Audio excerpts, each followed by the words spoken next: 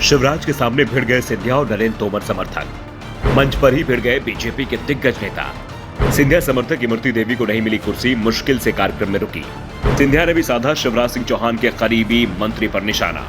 BJP Madhya Pradesh में जन आशीर्वाद यात्रा निकाल रही है। यात्रा को लेकर पार्टी में उत्साह दिखाई दे रहा है, लेकिन गुटबाजी भी खुलकर सामने आ रही है। अब तो मंच में बैठने के लिए नेता आपस में झगड़ रहे हैं। दरअसल ज्योतिरादित्य सिंधिया के बीजेपी में आने से बीजेपी में नेताओं की फौज इकट्ठा हो गई है, जिस कारण से मंच पर बैठने को लेकर झगड़ा बढ़ गया है।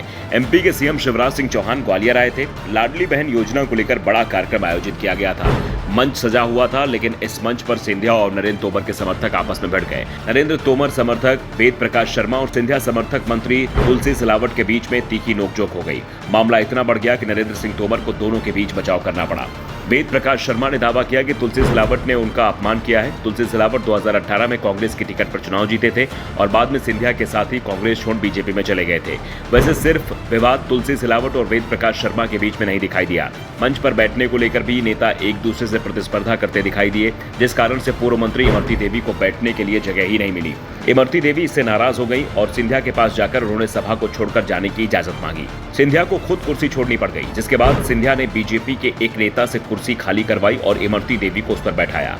इमरती शांत हो गई, लेकिन जब सिंधिया की मंच से बोलने की बारी आई तो सिंधिया ने शिवराज सरकार के मंत्री अरविंद भदौरिया पर कटाक्ष किया कि जिन नेताओं के कुर्ते गीले नहीं हुए हैं उन्होंने मेहनत नहीं की है। दरअसल एक दिन पहले ज्योतिरादित्य सिंधिया, नरेंद्र तोमर, बीजेपी के प्रदेश अध्यक्ष बीडी शर्मा और सहकारिता मंत्री अरविंद भदौरिया जन आशीर्वाद यात्रा के साथ भिंड पहुंचे थे।